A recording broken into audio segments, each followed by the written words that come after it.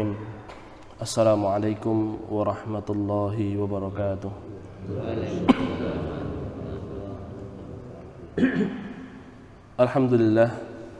Alhamdulillahilladzi hadana lihada wa ma kunna linahtadiya laula an hadana Allah. Laqad ja'at rusulu rabbina bil haqq wa nudu an tilkumul jannatu uristumuha bima kuntum ta'malun. Asyhadu an la ilaha illallah wahdahu la syarika lahu wa asyhadu anna Muhammadan abduhu wa rasuluhu la nabiyya wa la rasula ba'dah. Allahumma salli wa sallim wa barik ala nabiyyil ummah Muhammad ibn Abdullah wa ala alihi wa sahbihi wa man tabi'ahum bi ihsan ila yaumil qiyamah. Amma ba'du ayuhan nas ittaqullaha mastata'tum wasma'u wa ati'u la'allakum turhamun.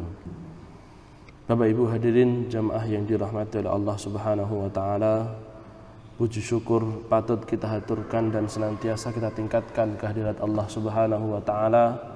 Dialah satu-satunya zat yang paling berjasa atas segala kehidupan kita. Dia yang telah memberikan kita kehidupan setelah ketiadaan. Allah takdirkan kita hidup di dunia ini lahir sebagai manusia, bukan lahir sebagai binatang. Allah takdirkan kita tidak lahir sebagai tumbuhan. Kemudian setelah itu diwafatkan kita untuk beristirahatan atas apa yang kita lakukan di dunia ini. Namanya di dunia sijnul mukmin. Bapak Ibu yang dirahmati Allah, kita semua sadar bahwasanya kehidupan kita di dunia itu adalah kehidupan yang capek. Capek nggih Pak Dokter? Nggih Pak Dokter, capek. Hidup di dunia capek. Capek, baik capek cari uang, mungkin capek beribadah pun enggak capek, ya capek juga. Beramal soleh juga capek, yang bermaksiat pun juga capek. Itulah sifat kehidupan dunia kita, kehidupan yang penuh dengan kecapean. Maka diberikan kita istirahat oleh Allah Subhanahu wa taala dengan kematian. Artinya taat kepada Allah itu cuman sampai mati saja. Taat kepada Allah cuman sampai mati saja. Ketika kita sudah mati, maka akan dimudahkan oleh Allah Subhanahu wa taala jalan kita. Sing biasanya hidupnya itu penuh dengan ketakwaan, maka Allah pun akan muliakan kehidupan setelah kematiannya dengan ketakwaan pula, dengan sendirinya atas izin Allah Subhanahu wa taala. Akan tetapi Bapak Ibu hadirin yang dirahmati Allah Subhanahu wa taala, ketika kita masih hidup di dunia, maka kita harus berusaha sendiri. Wa hadainahun najdain, kami tunjuki mereka dengan dua jalan, jalan kebenaran maupun jalan keburukan. Tinggal bagaimana kita mau memilihnya. Apakah kita memilih untuk menempuh jalan kebenaran, untuk membangun istana kita di surga, tidak melupakan kampung halaman kita, atau kita memilih untuk senantiasa berleha-leha dan bersenang-senang dengan kehidupan dunia yang fana ini. Bapak Ibu hadirin yang dirahmati Allah Subhanahu wa taala, kepada Allah lah kita bersandar dan kepadanya kita menyerahkan segala urusan kita. Bapak Ibu hadirin yang dirahmati Allah, sebagaimana kita ketahui, pada hari ini jatuh pada tanggal 1 Muharram.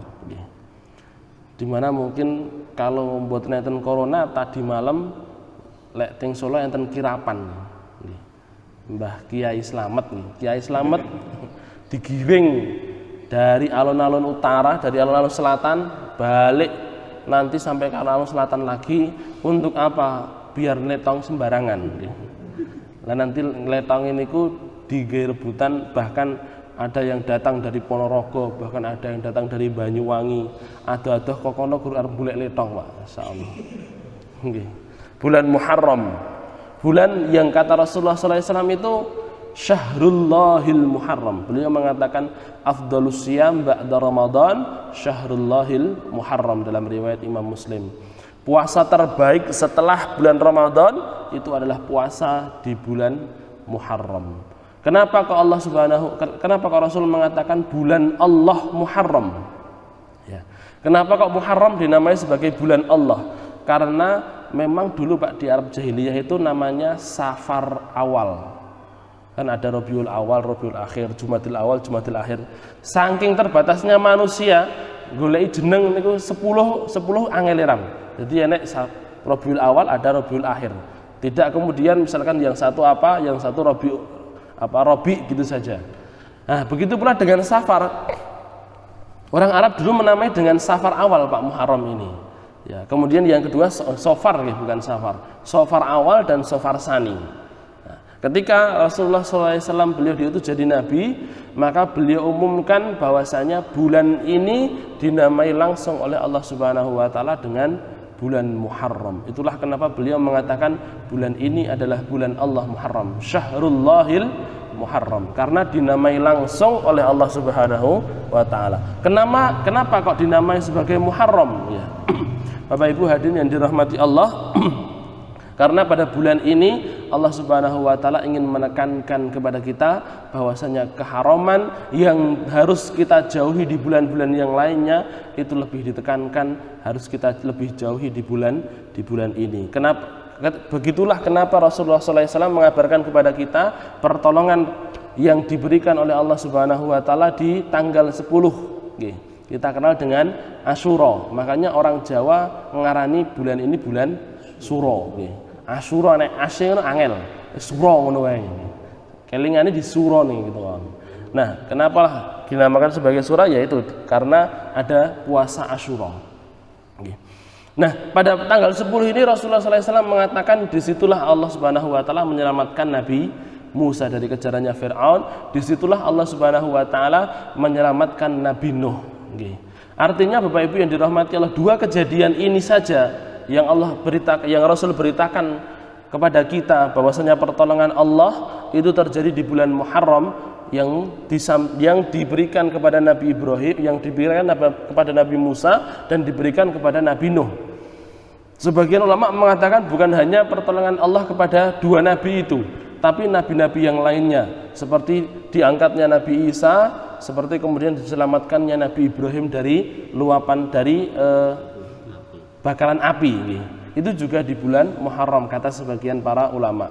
Artinya apa? Itulah kenapa dinamakan sebagai bulan Muharram. Allah Subhanahu wa taala mengatakan dalam surat At-Taubah, "Inna iddatasy syuhuri indallah 12 syahran fi kitabillah yauma khalaqas samawati wal ard minha arba'atun hurum dzalikad dinul qayyim fala tadlimu fihinna anfusakum."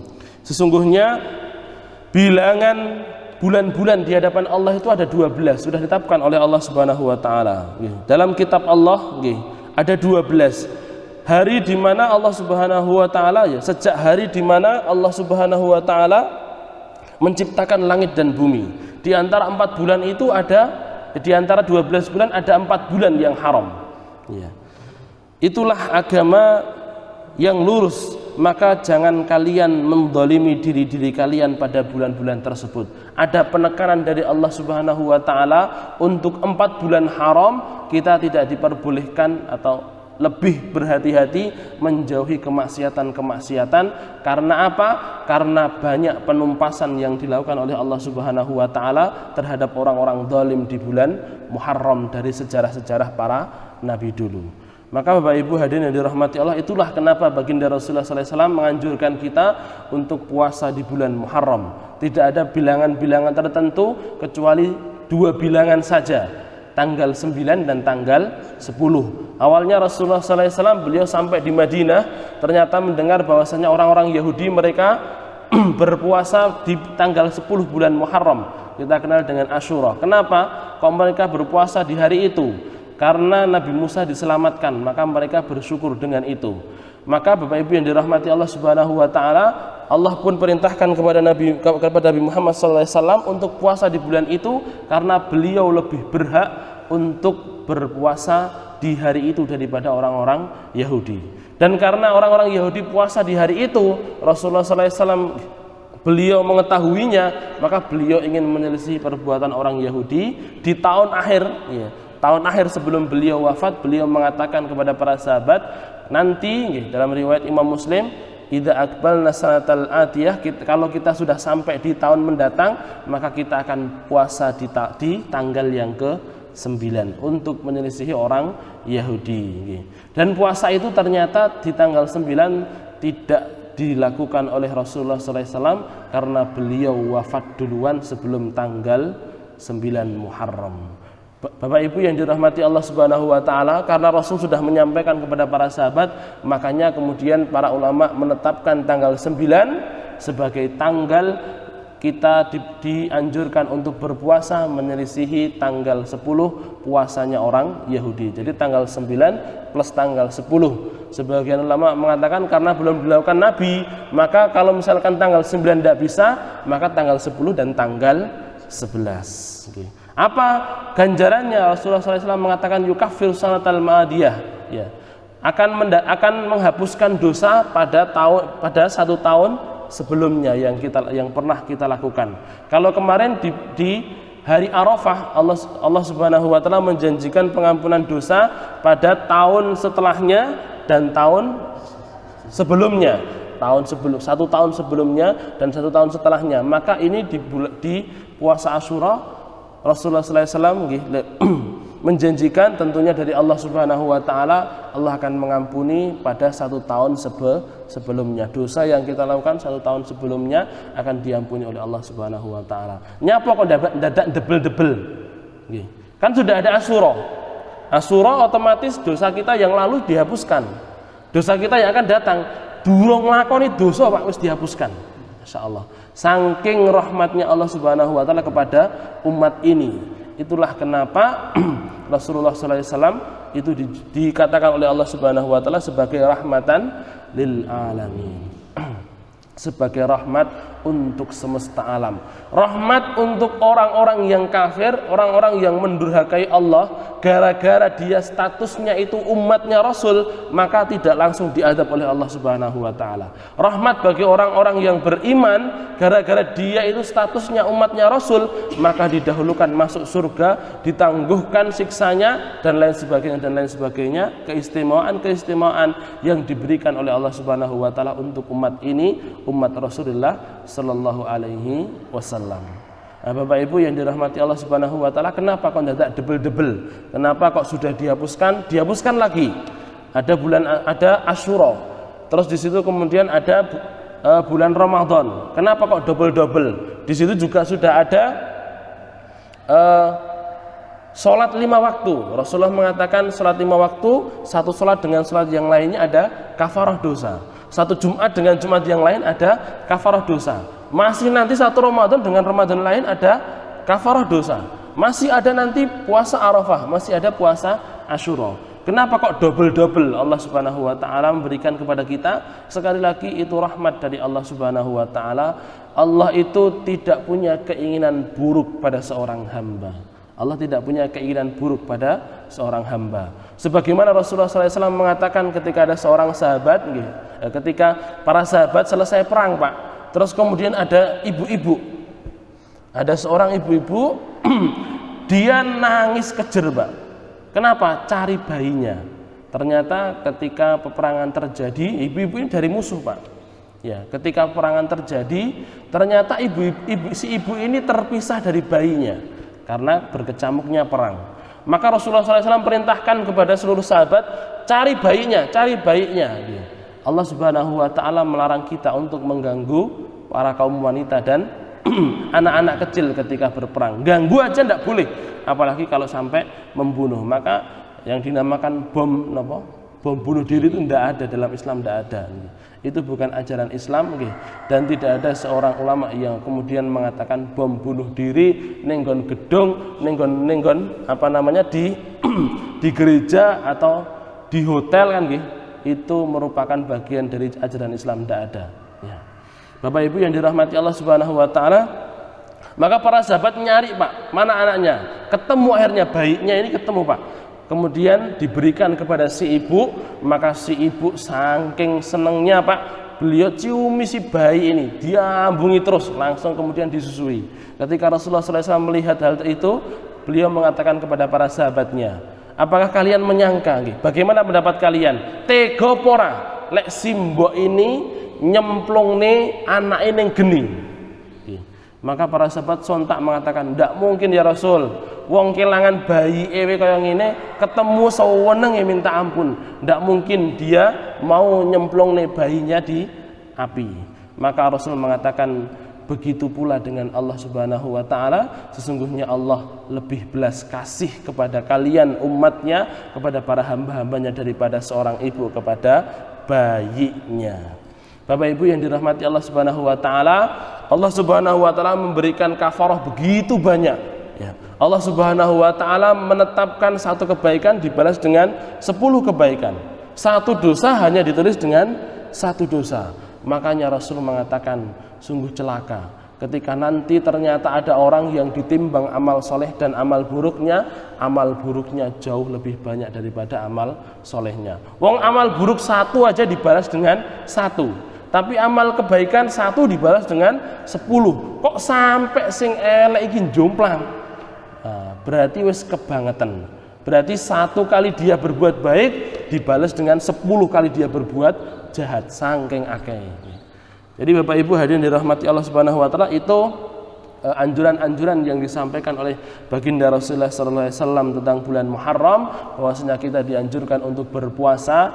Tidak ada di sana bilangan-bilangan tersendiri di awal, di akhir, atau di tengah. Hanya saja ada 2 bilangan yang beliau sampaikan langsung, yaitu tanggal 9 dan tanggal 10, atau kalau tidak bisa tanggal 9 maka tanggal 11 untuk menyelisihi orang-orang Yahudi. Sebenarnya banyak di sana poin-poin tentang bulan Muharram yang bisa kita ketahui.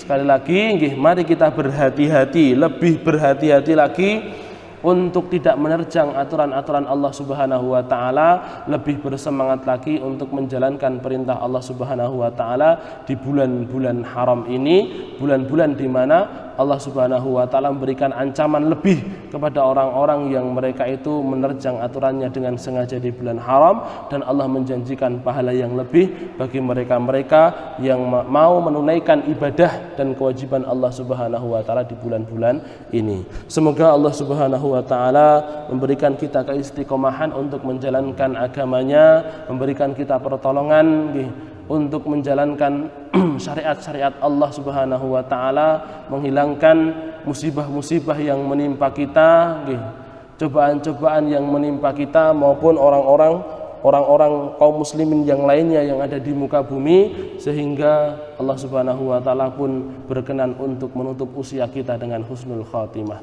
Amin ya rabbal alamin.